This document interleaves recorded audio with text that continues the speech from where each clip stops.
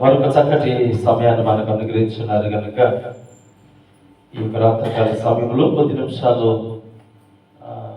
20 నిమిషాలు ఉన్నాయి.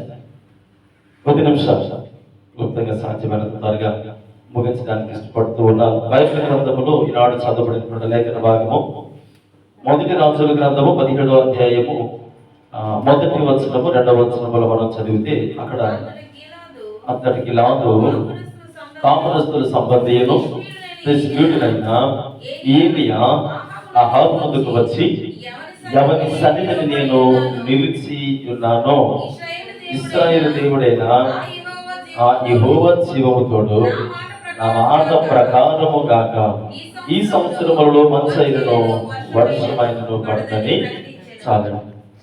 ఇక్కడ మనము ఇది జ్ఞాపకం చేసుకునేటువంటి మాట, దేవుని సన్నిధిలో దైవజనుడైనటువంటి ఎలియా మరొకసారి తెలియజేస్తూ ఉన్నాను. ఎవరి సన్నిధిని నేను నిలబడి ఉన్నానో అంటే దైవజనుడు ఆ స్థలానికి ఉండేటువంటి ప్రాధాన్యతను వివరిస్తూ ఉన్నాడు. ఏంటి ఆ స్థలము, ఎవరిది ఆ స్థలం అని అంటే మనం చాలాసార్లు అంటాం, నేను మా పిన్ని గారి ఇంటికి వెళ్ళానండి, నేను మా బాబాయ్ గారి ఇంటికి వెళ్ళానండి, లేదా మా మామి గారి ఇంటికి వెళ్ళానండి, మేము మా స్నేహితుల ఇంటికి వెళ్ళామండి అంటాం. కానీ దైవజనుడు ఒక రీతిగా ఏం మాట్లాడుతున్నాడంటే, అయ్యా నేను ఒక వార్తని దగ్గర తీసుకుని వచ్చాను. ఏంటా వార్త అంటే, ఈ సంవత్సరము మంచైనను వర్షమైనను కొరవదు. ఎందుకు కొరవదు అని అంటే ఇది దేవుని యొక్క ప్రకటన. దేవుడు ఇలా చెప్పమన్నాడు కాబట్టి నేను చెబుతూ ఉన్నాను అంతే తప్ప ఇందులో నా యొక్క ఏది కూడా ప్రత్యేకత లేదు అని ఒక దైవజనుడు దేవుని సముఖములో, అంటే నిజానికి అనుకుందాం, దైవజనుడు నిజంగా దేవుని సన్నిధిలో ఉన్నాడా? అహాబు దగ్గరికి వెళ్ళి మాట్లాడుతూ ఉన్నాడు, అహాబు ముందుకు వెళ్ళి నిలబడుతూ ఉన్నాడు. ఇదిగో దేవుడు నాకు చెప్పమన్న మాట నేను నీకు చెబుతూ ఉన్నా. ఈ రోజు చిన్న స్టాటస్ పెట్టారు, ఒక ఇద్దరు మాత్రం చూస్తారు. ఇమీడియట్ గా నేను ఎందుకు ఉంచాలని అనిపించలేదు, వెంటనే తీస్తాను. ఉదయాన్నే పెట్టినప్పుడు నాకు తెలిసి మురళి గారు చూశారు ఫస్ట్, తర్వాత ఇంకొక ఎవరో సెకండ్ పర్సన్ చూశారు. వెంటనే అది డిలీట్ చేస్తారు. అంటే ఆ టైప్ లో ఉద్దేశం ఏంటంటే, సువార్త చెబితే అన్యులు వ్యతిరేకిస్తారు, గట్టిగా చెబితే క్రైస్తవులు వ్యతిరేకిస్తారు, విశ్వాసులు అసలు చెప్పకపోతే అంటే ఇప్పుడు ముగ్గురితోటి సమస్య ఎవరికి? దైవజనుడికి. అంటే బయటికి వెళ్ళి సువార్త చెబితే అన్యులు ఏం చేస్తారంటే, రే ఎవరు చెప్పమన్నారు వీళ్ళు అంటారు. గట్టిగా గర్తిస్తే విశ్వాసులు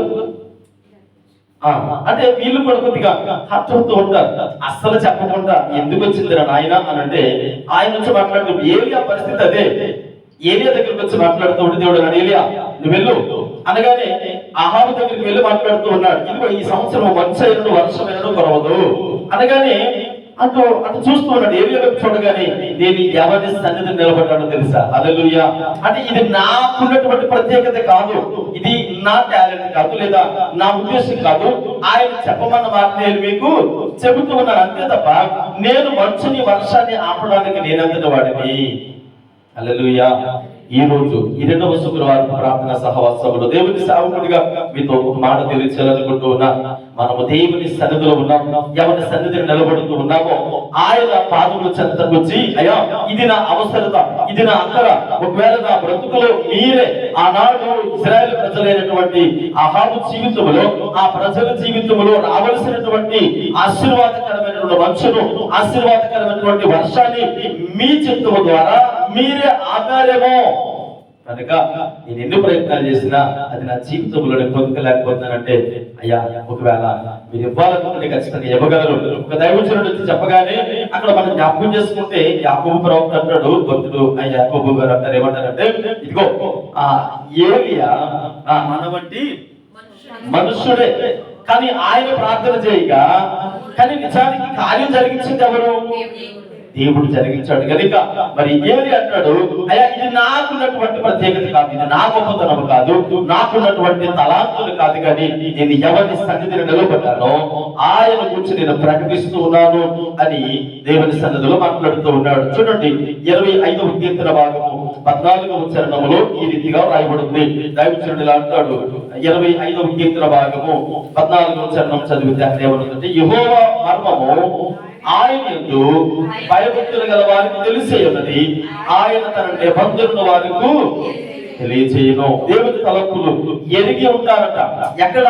యెహోవా సన్నిధిని మనం ఉన్నప్పుడు, యెహోవా సన్నిధిని. నిజానికి ఏలియా ఒకానొక సమయంలో భయపడి పారిపోయాడు. ఎక్కడ దాక్కున్నాడు అని అంటే, ఒక పదిని వృక్షం కింద, చీపురు పడ్డాం కదా, ఆ దుబ్బు చాటుకి వెళ్ళి దాక్కున్నాడు. ఓకే, ఇంతటి తలాంతులు కలిగిన వాడు, ఇంతటి టాలెంట్ కలిగినటువంటి దైవజనుడు అనుకుందాం మనలో మన మాట. ఇప్పుడు ఇన్ని తలాంతులు కలిగినప్పుడు మరి ఎందుకు పారిపోయి దాక్కోవాలి అంటే, నిజానికి అది దేవుడు చెప్పమన్న మాట తప్ప ఏలియా యొక్క గొప్పతనము కాదు. మనుషుడు సాధారణమైన వాడు, అసాధారణమైన కార్యాలు జరిగించేది మాత్రము దేవుడే. అందుకనే 12 మంది శిష్యులతో గాని, ఈనాడు మనతో గాని, మరి యేసుక్రీస్తు ప్రభువు వారిని విశ్వసించిన వారితో ఆయన అంటారు కదా, మీరు నమ్మితే నాకంటే గొప్ప కార్యాలు చేస్తారు. హల్లెలూయా. మనం నమ్మటం మాత్రమే, నమ్మితే ఉన్నతమైనటువంటి కార్యాలు చేయడం ఆయనకు మాత్రమే సాధ్యము. అది ఏలియా పాత నిబంధన కాలంలో ఏలియా ద్వారా చూస్తాం. ఏలియా ద్వారా చూసినప్పుడు ఆయన అంటాడు కదా, ఈ సంవత్సరం మంచు వర్షం ఏముంటదయ్యా, ఇది యెహోవా మాట. యెహోవా మాట. నేను ఎవరి సన్నిధిని నిలబడి మాట్లాడుతూ ఉన్నాడు. పిల్లలు, మరి మన జీవితాలలో మరి దేవుని తలంపులు ఎరిగినటువంటి మనము, దేవుని ఉద్దేశాలు ఎరిగినటువంటి మనము ఖచ్చితంగా దేవుని సన్నిధిలోకి వచ్చినప్పుడు ఇక్కడ మనం జ్ఞాపకం చేసుకుంటే 14వ వచనంలో అంటారు, యెహోవా మర్మము ఆయనకు భయభక్తులు గల వారికి మాత్రమే తెలుస్తూ ఉంది, వారికి మాత్రమే తెలుస్తూ ఉంది. తర్వాత ఆ కింద లైన్ చదివి ఏమనుకుంటే, ఆయన తన నిబంధనలు వారికి తెలియజేయను. ఈరోజు మీరు ఎవరి సన్నిధిని ఉన్నారో మీకు తెలుసు. ఇది మనుషులు కట్టించినటువంటి ఒక అంటే హస్తకృత్యాలతో నిర్మించినటువంటి మందిరమే కావచ్చు. కానీ ఈ స్థలమందు సర్వశక్తి కలిగినటువంటి దేవుని అభిషేకము, సర్వశక్తి కలిగినటువంటి దేవుని ప్రసన్నత ఉన్నది కనుక ఖచ్చితంగా ఆయన తలంపులు ఎరగడానికి అవకాశము ఉంది. కనుక మీ హృదయాలు ఏ విధంగా ఉన్నాయని తెలియదు. ఖచ్చితంగా దేవుని సన్నిధిలో అయ్యా మేము ఎవరి సన్నిధిని నిలబడ్డామో మాకు తెలిసి ఉన్నది కనుక మీ తలంపులు మేము తెలుసుకోవడానికి ఇష్టపడుతూ ఉన్నాం. మీ నిబంధనను మాకు తెలియజేస్తావు అని దేవుని సన్నిధిలో మనం ప్రార్థించినప్పుడు దేవుడు ఖచ్చితంగా కొన్ని విషయాలు మనకి బయలుపరచడానికి అవకాశం ఉందని దేవుడి సేవకుడిగా జ్ఞాపకం చేస్తూ ఉన్నాను. చూడండి, ఆదికాండము 18వ అధ్యాయము 17వ వచనంలో చదివితే, ఆదికాండము 18వ అధ్యాయము 17వ వచనంలో ఇలా రాయబడి ఉంది. చదవండి సార్. అప్పుడు యెహోవా, నేను చేయబోయే కార్యము అబ్రహామునకు దాచెదనా. హల్లెలూయా.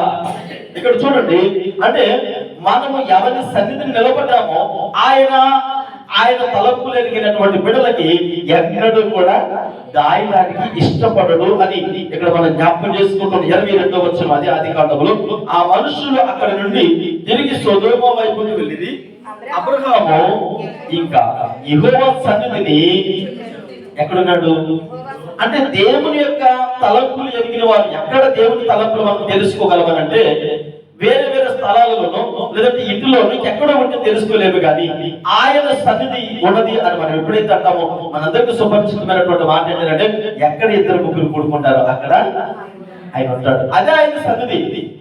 అంటే ఆయన తలంపులు మనం ఎలా తెలుసుకోగలము అంటే, అబ్రహాము దేవుని సన్నిధిలో నిలబడ్డాడు. ఎప్పుడైతే దేవుడు నిజానికి అబ్రహాం నిలబడింది దేవుని సన్నిధేనా, అప్పటికి మందిరం కట్టబడిందా? కట్టబడలేదు. దేవతలు వచ్చారు. వస్తూ ఉంటే వెంట మధ్యాహ్న వేళలో చూసిన తర్వాత, రండి నా ప్రభువులారా అని ఆహ్వానించి వారికి విధి చేసి చక్కగా ఆతిథ్యం చేసిన తర్వాత వారి సొదొమ గొమొర్రా పట్టణాలకు వెళ్ళిపోతూ అనుకున్నారు, నేను సొదొమ గొమొర్రా పట్టణాలకి నేను ఉగ్రత రప్పించబోతున్నాను కదా, ఈ విషయాన్ని అబ్రహాము దాయకూడదు, ఖచ్చితంగా నేను అబ్రహాముకు చెప్పాలి. ఎందుకని? దేవుని తలంపులు మనకు తెలియజేయడమే ఆయన ఉద్దేశం కనుక.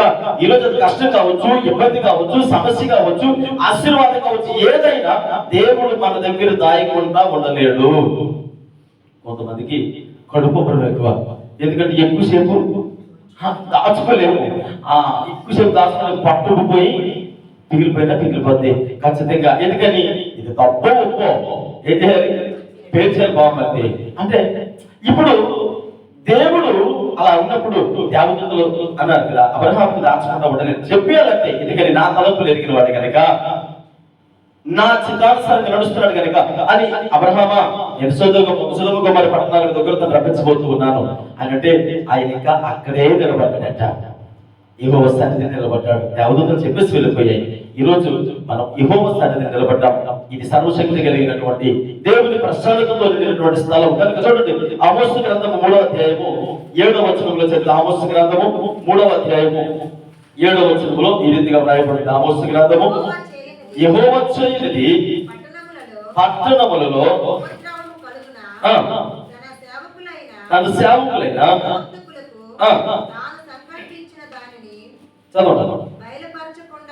బయలుపరచకుండా ప్రభువైన యెహోవా ఏమీ చేయడట. మీరు యెహోవా సన్నిధిని నిలబడితే ఆయన తలంపులు ఖచ్చితంగా మీకు తెలియజేస్తారు. ఎందుకు ఆయన మనకు తెలియజేస్తారు అని అంటే, మనము ఎవరి సన్నిధిని నిలబడ్డాం? ఈరోజు ఏమి అంటాడు, నేను ఎవరి సన్నిధిలో నిలబడ్డానో తెలుసా? ఒకవేళ నీవు నన్ను తక్కువ అంచనేస్తున్నావేమో, నేను నిలబడింది ఎక్కడో అల్లా తప్ప స్థలమందు కాదు, కానీ సర్వశక్తి కలిగినటువంటి దేవుని స్థలమందు, ఆయన ప్రసన్నత పుట్టుకున్నటువంటి దైవజనుడిగా నేనేం చేస్తున్నాను తెలుసా? యెహోవా సన్నిధిలో నిలబడ్డా. కానీ నేను మళ్ళీ పలికి ప్రతి మాట నిరర్థకము కాదు. నువ్వు చూస్తావు పిల్లలు, మీకు ఆ సందర్భము మీకు సుపరిచితమే అనుకుంటూ ఉన్నారు. ఒక రాజు అన్నాడు, అహాబు దగ్గర ఉన్నటువంటి ఒక భటుడు చక్రవర్తి మంత్రి ఏమంటాడంటే, పిచ్చోడు లేకుండా అసలు ఇలా వస్తుంది, ఇలా జరుగుతుందని ఊహించామా? ఎవరు చెప్పారు? అసలు ఇలా పడదు, అన్ని మామూలుగా జరుగుతాయండి, ఎవడో బుద్ధి లేకుండా చెబుతున్నాడు అని అంటే, దేవుడు ఏమన్నాడు తెలుసా? దైవజనుడు అంటారు, ఈ జరిగేది నువ్వు చూడకుండా అంటే పాము రెట్టలో అంత అన్ని అయ్యా రేపు టైంకి ఆహారం వస్తుంది అని అదే దైవజనుడు ద్వారా వార్త వస్తే అదేం జరగదయ్యా. ఎవరన్నారు జరగదు అని అంటే, లేదు జరుగుతుంది అంటే దేవుడు ఒక మాట ఇస్తే దాన్ని వక్రీకరించడానికి ఎవరి వల్ల కాదు. వచ్చాడు అది జరగదు అని అంటే, సరే అది జరుగుతుందో జరగదో, జరిగే సమయానికి నీకు పాపం అదృష్టము ఉండదు, తినడానికి నీకు యోగుడు కాదనగానే ఆ జనము తొక్కిసలాట్లో పడి చచ్చిపోయేట. మన జీవితంలో ఒకటి గుర్తు పెట్టుకోండి, మనం నిలవబడినది ఏదో సాధారణమైనటువంటి వ్యక్తి గృహములు కాదు, యెహోవా సన్నిధిని మనం నిలబడ్డాము కనుక ఆయన చిత్తము ఖచ్చితంగా జరుగుతుంది అనడంలో ఏ విధమైన అనుమానము లేదని దేవుని సేవకునిగా తెలియజేస్తూ ఉన్నారు. అందుకే ఇక్కడ చూడండి, ఆయన అంటాడు 7వ వచనములో, తన సేవకులైన ప్రవక్తలు తాను సంకల్పించిన దానిని బయలుపరచబడకుండా ప్రభువైన యెహోవా ఏమీ దేవుడు ఖచ్చితంగా బయలుపరుస్తూ ఉన్నాడు. బయలుపరిచినట్లు ప్రతి మాట మనము ఖచ్చితంగా నమ్మాలి. చూడండి మరొక మాట, యోహాను సువార్త 15వ అధ్యాయం 15వ వచనములో అక్కడ ఏమంటుందంటే, ఆయన తలపులు మన జీవితంలో జరగడానికి యోహాను సువార్త 15వ అధ్యాయము 15వ వచనములో ఈ రీతిగా రాయబడింది, దాసుడు తన యజమానుడు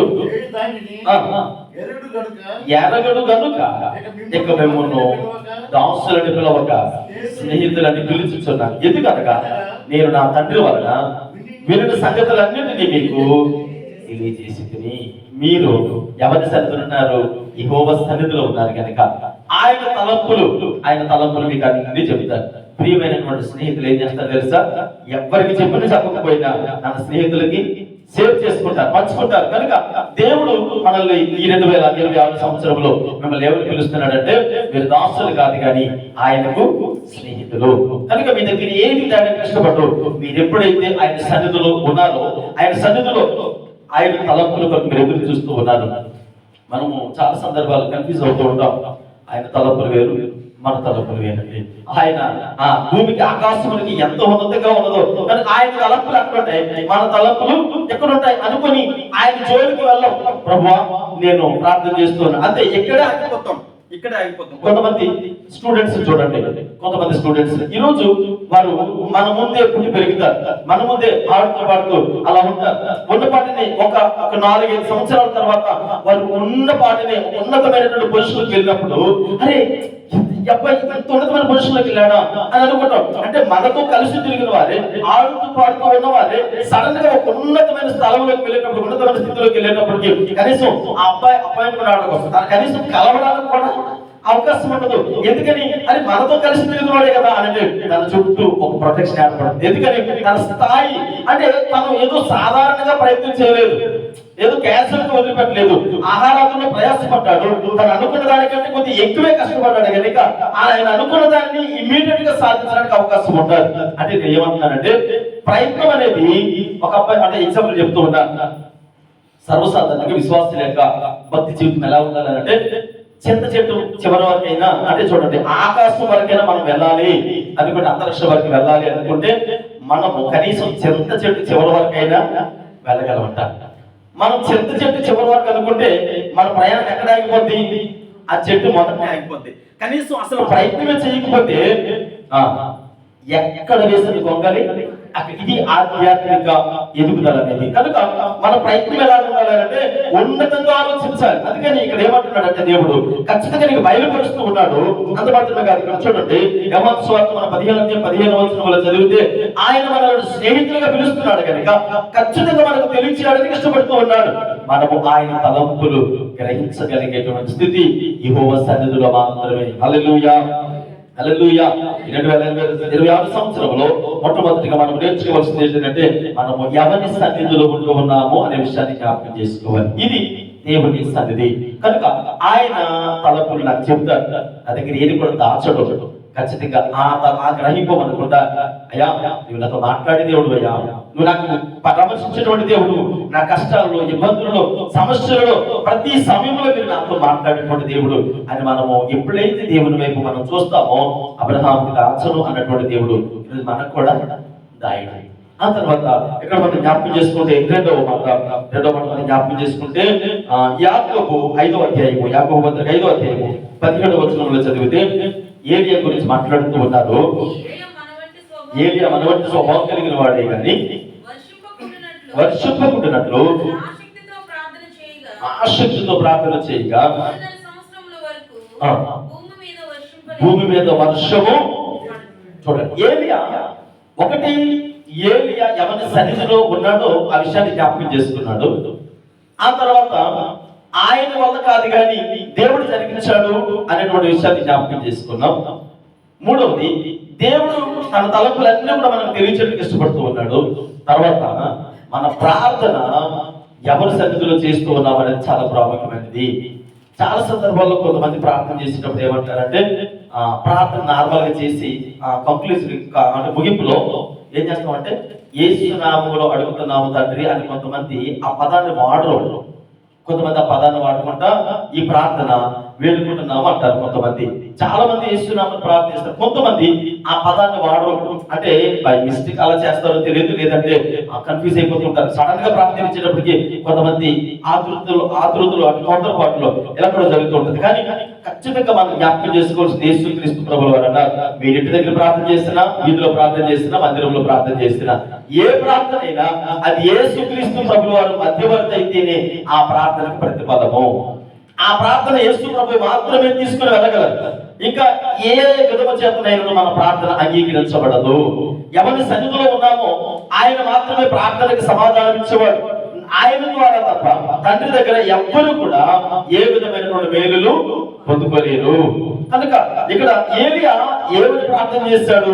అది తన శక్తియుక్తులు కాదు, తనకున్నటువంటి తలాంతులు కాదు, కానీ దేవుని సన్నిధిలో ఆయన అంటాడు కదా, ఇది యెహోవా ప్రకటించమనేటువంటి మాటలు కనుక ఇది నా టాలెంట్ కాదు, ఆయన చెప్పమన్నాడు కనుక ఇదిగో 8 సంవత్సరాల వర్షం పడదు అని ప్రార్థన చేశాడు. ఇంకొక మాట, యెహోషువ సూర్యచంద్రులు ఆపేస్తారు కదా, సూర్యచంద్రులు ఆపినప్పుడు అది ఎవరు గొప్పతనము? దేవుని గొప్పతనము.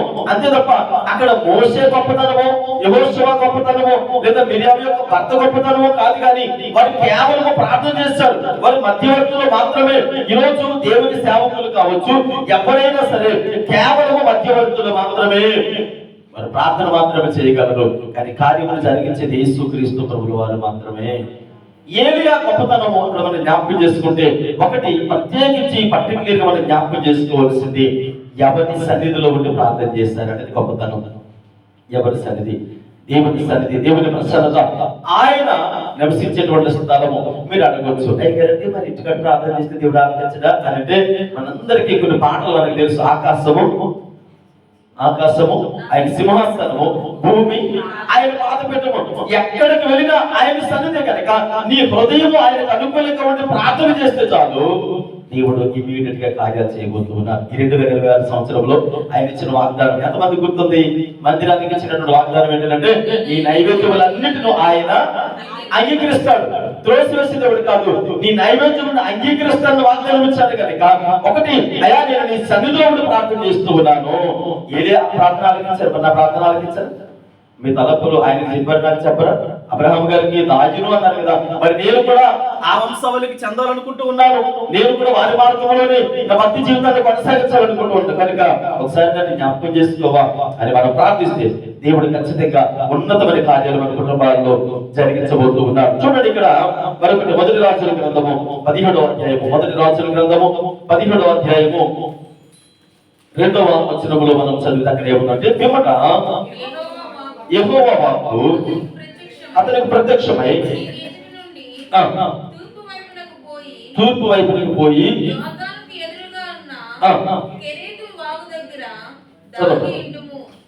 దేవుడు ఇక్కడ మాట్లాడుతూ ఉంటాడు. ప్రత్యక్షతలు పొందిన వాడికి దేవుడు ఏం చెప్తున్నాడంటే, ఏలియా ఇదిగో ఇక్కడి నుండి కొద్ది సమయము ఏం చేయాలంటే దేవుని సన్నిధిలో సమయము గడిపినటువంటి ఏలియాతో దేవుడు మాట్లాడుతూ ఉన్నాడు. మీరు ఎవరి సన్నిధిలో ఉన్నారు అనే విషయాన్ని మీరు జ్ఞాపకం చేసుకోవాలి. రెండవది, ఆయన మీ దగ్గర ఏ విషయాన్ని దాయుడు అనే విషయాన్ని జ్ఞాపకం చేసుకోవాలి. గతించిన 2-3 వారాల క్రితం అనుకుంటాను, ఒక ఆదివారం నేను ఒక మాట మీకు తెలియజేశాను. మన దేవుడు ఎంత నిస్వార్థపరుడంటే దైవజనులుగా, గురువులుగా, ఉపాధ్యాయులుగా కొంతమంది వారికి ఉన్నటువంటి పరిపూర్ణ విద్యను ఎవరికి కూడా పరిపూర్ణంగా చెప్పరు. వారు నేర్చుకున్నటువంటి విద్యార్థులు కూడా ఇతరులకు చెప్పరు, శిష్యులకి. కానీ వాళ్ళు ఏం చేస్తారంటే ఎంతో కొంత దాచుకొని ఏదో అలా చెబుతారంటే.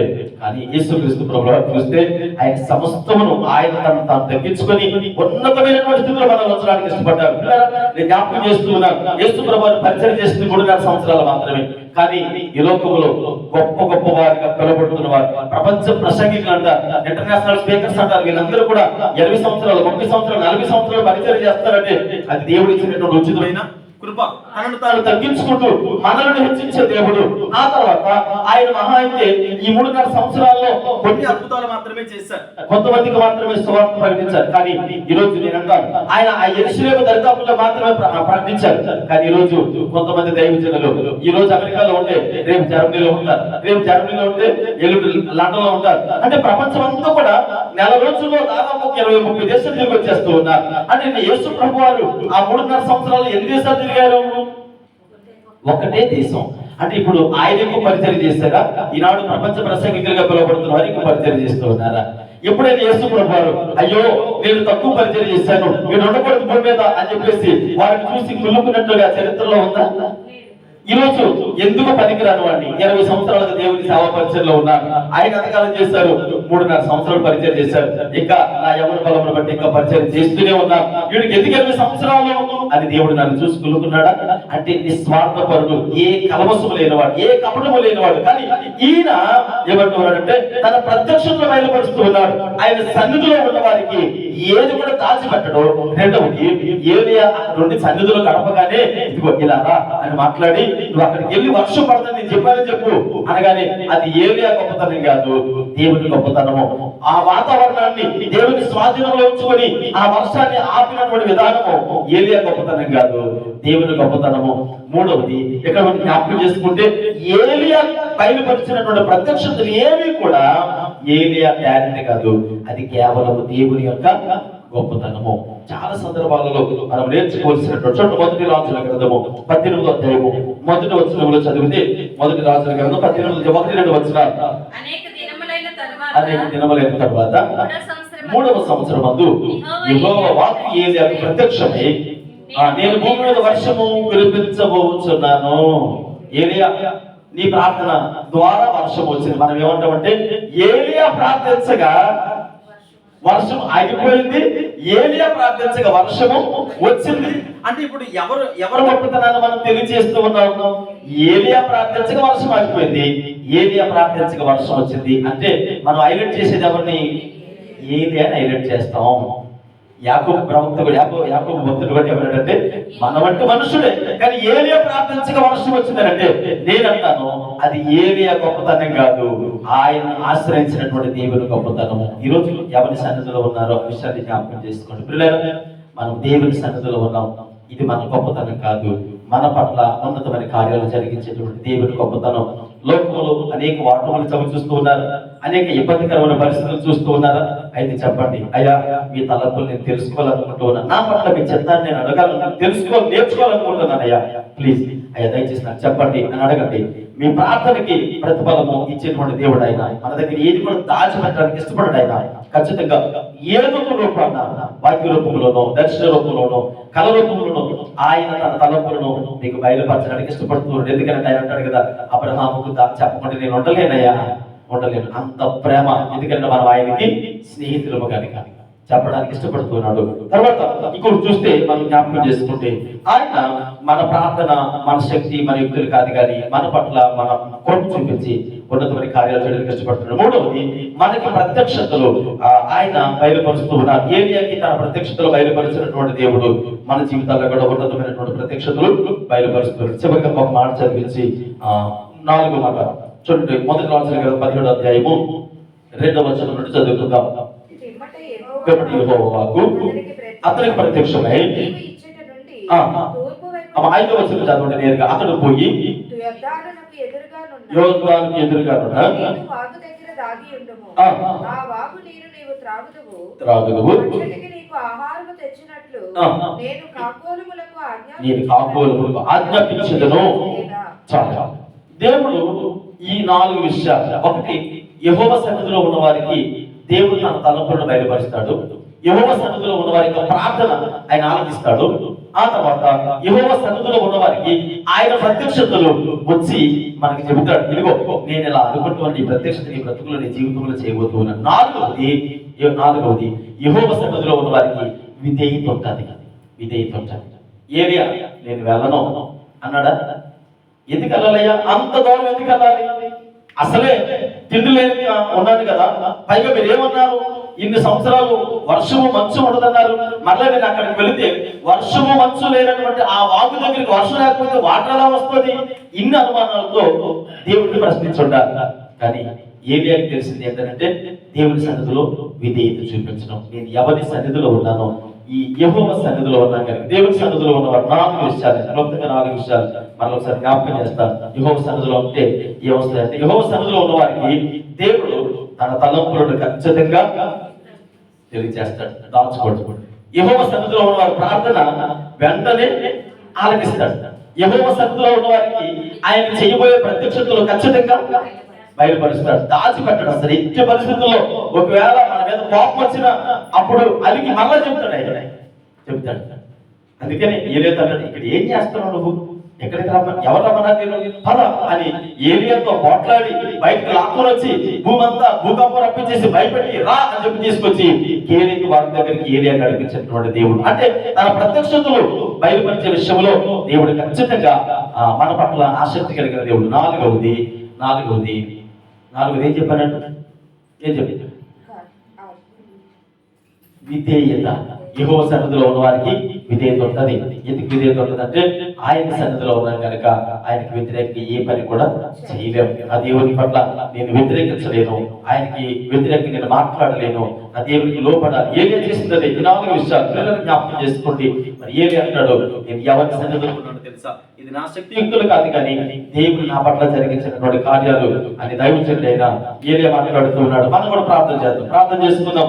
ఈ సమయంలో ప్రార్థన చేసుకున్న ప్రభా, ఇది నా నేను ఈ సంవత్సరంలో, నూతన సంవత్సరంలో అడుగుపెట్టి